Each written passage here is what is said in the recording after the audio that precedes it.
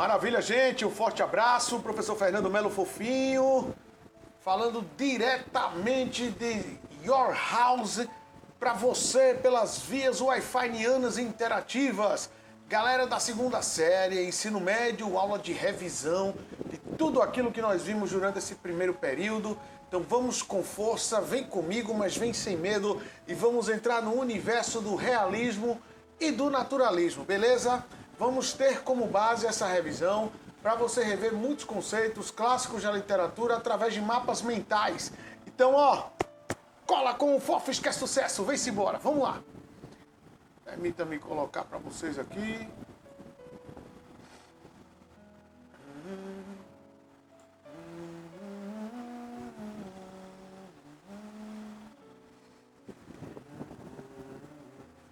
E aí, queridos?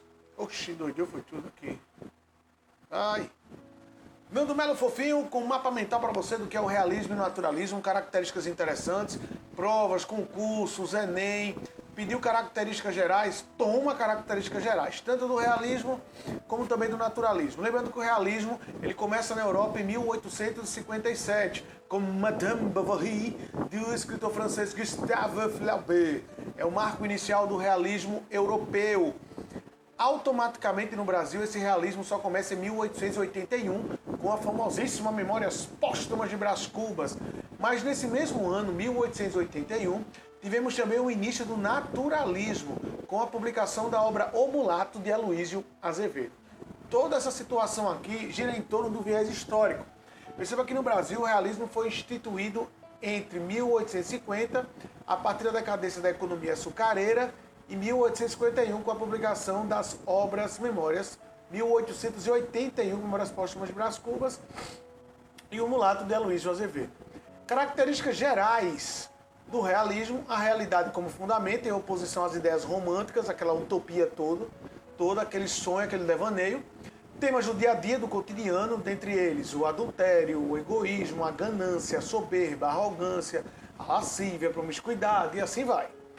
Destaque da classe trabalhadora nas obras, então você vai perceber a presença dos trabalhadores. Descrição e análise crítica da sociedade pelo viés ou pelo olhar do escritor. Ausência do heroísmo e da melancolia tipicamente românticos. Por quê? Porque no campo realista não há espaço para esses atos heróicos, muito menos para a melancolia proveniente da ausência amorosa. O realismo ele demonstra a realidade do jeito que ela é. Fiel na tratação dos personagens e excesso de detalhes. Esse excesso de detalhes nós vamos chamar de lentidão da narrativa. Por quê? Porque a noção que o escritor tem é fazer com que o leitor ele possa materializar e captar aquilo que está sendo lido. Então isso requer uma riqueza nos detalhes muito grande para que haja materialização do que está sendo descrito. A objetividade, percebe-se que o realismo é altamente objetivo, diferente da subjetividade romântica. Mulher, amor e sentimentos não mais idealizados, e aí você mostra a realidade, sai daquele sonho e devaneio do romantismo. Personagens analisados psicologicamente, inclusive com explicações racionais e científicas, como nós vamos ver. Enredo geralmente é em terceira pessoa, cujo narrador é onisciente, parcial e impessoal. Porém, a primeira obra do realismo, Memórias Póstumas de Brás Cubas, primeira pessoa. Características gerais também, continuando o naturalismo, ocorreu no Brasil entre 81 e 1922. Em 1922 é o início da Semana de Arte Moderna. Ele era embasado no positivismo, que pregava que toda teoria deveria ter um embasamento ou fundamento científico, de Augusto Comte, positivismo. O determinismo, crendo que o homem era influenciado pelo meio social, ou pela raça que pertencia, ou pelo momento histórico que vivia. E o famoso darwinismo, com base na seleção natural de Charles Darwin, que acreditava na dominação dos mais fortes sobre os mais fracos, forte unindo-se ao forte para manter uma raça forte, enquanto isso, a aniquilação dos fracos. A objetividade e o antirromantismo é notório, além do romance de tese, ou seja, baseado em teses o quê? Científicas, que explicavam inclusive o comportamento do indivíduo. No Brasil, o realismo ficou conhecido como realismo científico, por ser influenciado por doutrinas científicas e materialistas, como essas aqui que eu acabei de mostrar a vocês. Enquanto o realismo trata do individual e das camadas mais altas da sociedade, O naturalismo ele vai tratar do coletivo e registrar as camadas mais baixas, retratando a marginalização da sociedade. No Brasil, a obra mais importante do realismo foi Memórias Póstumas de Brás Cubas e a do naturalismo foi O Curtiço de Aloysio de Azevedo. Mas a obra mais falada dessa época foi Dom Casmurro, sem sombra de dúvida. Características típicas do escritor Machado de Assis, o poeta que a princípio era mulato, tá, gente? Era mestiço, aliás. Filho de branco com escrava. Ele era mestiço, tinha sangue negro. E as características das obras de Machado de Assis. Machado de Assis começa no romantismo com Helena, livros, são 4 livros. Helena, Yaya Garcia, A Mão e a Luva e Ressurreição. Tá? Eu aconselho Helena e a obra também Ressurreição, são muito boas. Bem interessantes. Porém, é no realismo que Machado de Assis atinge sua notoriedade. E dentro da literatura realista machadiana, o que é que nós vamos perceber? Sua linguagem é altamente ousada, como também experimental, haja vista a explicação científica. Além disso, a função metalinguística, que é o estudo da obra pela própria obra, é o estudo da gramática pela própria gramática, é o estudo da literatura pelo próprio livro literário. Destaca quando o narrador trata da construção da sua própria obra. Você vê muito isso, principalmente em Dom Casmurro e também em Memórias Póstumas de Brás Cubas. A famosa ironia machadiana, o seu aspecto cético, longe das questões voltadas à religiosidade, porque a base é a explicação científica por intermédio do comportamento humano. As obras memoráveis dele, Memórias Póstumas de Brás Cubas, Dom Casmurro e também Quincas Borba com a teoria do humanitismo, a gente vai ver. A literatura machadiana não é considerada realista, por quê? Porque ela ultrapassa, inclusive, o momento histórico do realismo. Então, muitos dizem que a obra de Machado de Assis já é uma obra de caráter modernista também, porque tem muita coisa que a gente vê hoje. A descrição feminina dos personagens machadianos, ele se desvinculava da visão conservadora de mulher. A mulher era real, concreta, ou seja, não é fantasiada nem idealizada como no romantismo.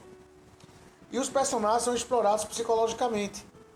Ele vai tratar as relações humanas, das impressões que as pessoas passam e também seus respectivos sentimentos. E aí, obras brasileiras, Memórias Póstumas de Brás Cubas, a primeira. Observe que retrato fiel da sociedade, objetividade, razão, observação e análise. O universalismo, que é a sociedade num todo. Detalhe, no realismo, há uma oposição do imaginário burguês que o romantismo pregava. Por isso que o realismo também vai tratar ainda da burguesia, só que através de questões reais. Então vem a verossimilhança, baseada em fatos reais, e as teorias científicas explicando o comportamento do indivíduo. Tá? O que acontece? Memórias Póstumas. Memórias, o cara morreu e voltou para contar a sua história. Está aqui, inclusive, o Brás Cubas, né? Por ele ser morto, ele não se prende a nenhum tipo de ética ou moralidade. Ele fala o que tem que falar e não está nem aí para nenhuma rebordosa. Ele tem liberdade na narrativa. Quem quiser bater em sala de aula, isso já com vocês. E aí você tem a análise psicológica dos personagens, a visão pessimista negativa e a crítica do costume e da ideologia burguesa. Falei para vocês, tá? Lembrem-se, vida e morte. Toda a existência foi através de um mistério e esse mistério se consolidou por intermédio das relações amorosas que não aconteciam, da vida boêmia que levava Brás Cubas. Brás Cubas não trabalhou, não precisou derramar o suor do seu rosto para comer, para manutenção da sua alimentação, tá? Além disso, a grande obra, sem sombra de dúvida, é Dom Casmurro, que é a obra mais comentada.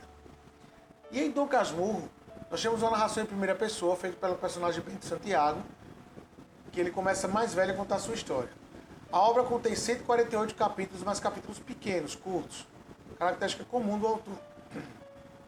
Influências clássicas de obras clássicas como Otelo, de William Shakespeare, que é a principal, né? Aparecem também outras obras que enaltecem e incentivam a questão da escrita de Machado de Assis sobre Dom Casmurro. O tema central é o ciúme, através da suposta traição de Capitu. A linguagem é bem precisa, bem enxuta, você não demora para entender. E o método ele tem como característica principal a análise e observação da realidade física, psicológica e comportamental dos personagens, que ele traz essa situação para o universo da obra. Teve um passado solitário, Bentinho, e muito triste. Com isso se tornou um indivíduo inseguro e altamente dependente principalmente de Capitu. O perfil do protagonista pode ser acompanhado em 3 fases distintas. Essas fases elas intercalam-se dentro do campo do universo da obra.